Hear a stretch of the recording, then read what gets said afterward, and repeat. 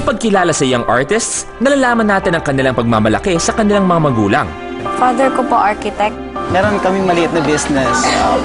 Facial center sa Taytay. Ano trabaho ni Mami? Housewife lang po. Si Daddy? Janitor. My dad is a government official. He's the mayor of our city. Ano naman kaya ang malalaman natin sa buhay at kabuhayan ng pamilya ng ating susunod na young artist? Ako po si Laika Jane Iga Erano, 9 years old, nakatira sa Amayatan sa Cavite.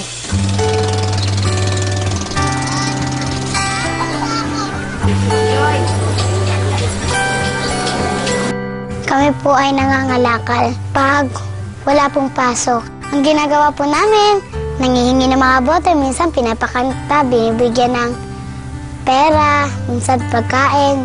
Kapos man sa buhay, gagawin ng magulang ni Laika ang lahat para masuportahan ang kanyang pamilya.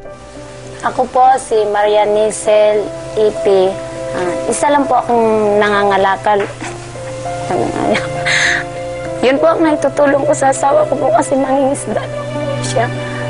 Minsan po kasi walang nagbibigay, kaya dito po namumulot po kami sa may basurahan po. Hindi naman po ako pinipilit ng nanay ko mga alakad, pero po ginugusto ko lang po para po magkabahan po kami.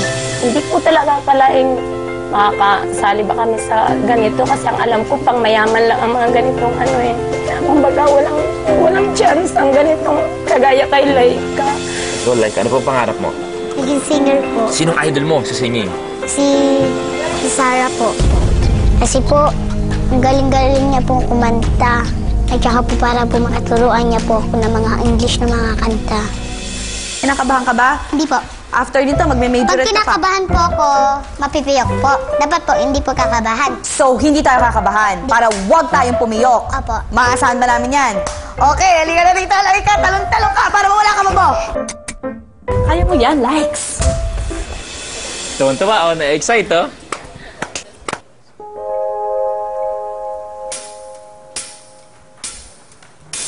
Ayoko sana na ikaw ay mawawala. Mawawala ang aking mundo. May tanaw man ako, kung kaya ka mayaw. Sino ba naman ako para pipili ka? Lumayo ka na.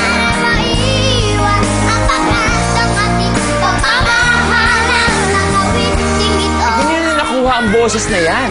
Hindi kita naimutan pagkat ikaw ang tanging laman ng aking mundo, ng aking puso, ng aking buhay. Ay, ang kaliko, nag-miss ko,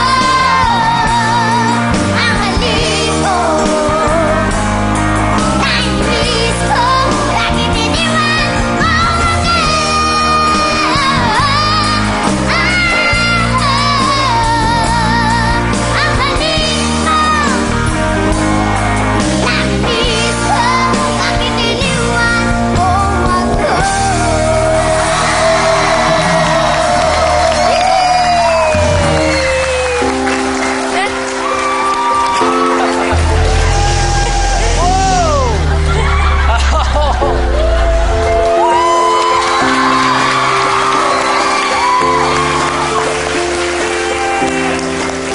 Hello.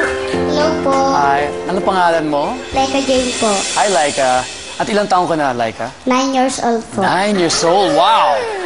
Wow! At ano yung kinabubuhay ng pamilya mo, Laika? Kami po ay nangangalakal lang po kasama po yung mga pamilya ko.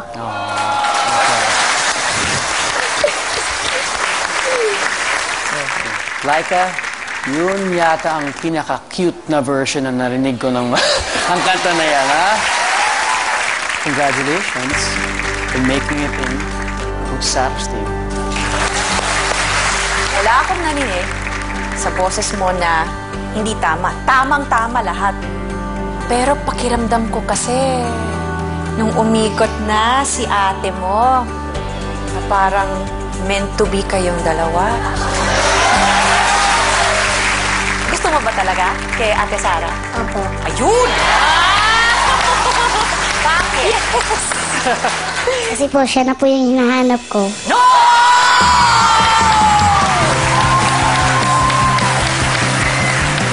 Oh, kung gusto mong lapitan yung Ate Sara mo, lapitan mo na! Laika! Bakit yun ang napili mong kanta? Kasi po pang 80s eh. Pang ages, yes! Ages talaga, no? Ang galing talaga ng ages, no? Bigay na bigay yung puso mo eh. At saka yung puso mo sa pagpa-perform. At saka dun sa kantang yun. Kaya ako umikot para sa'yo. Thank you, baby. Nung sinabi ni Laika na ako daw yung hinahanap niya, abay, syempre, para kaming match made in heaven talaga dahil nagustuhan ko siya at gusto rin pala niya ako. So, perfect fit talaga. Ayun!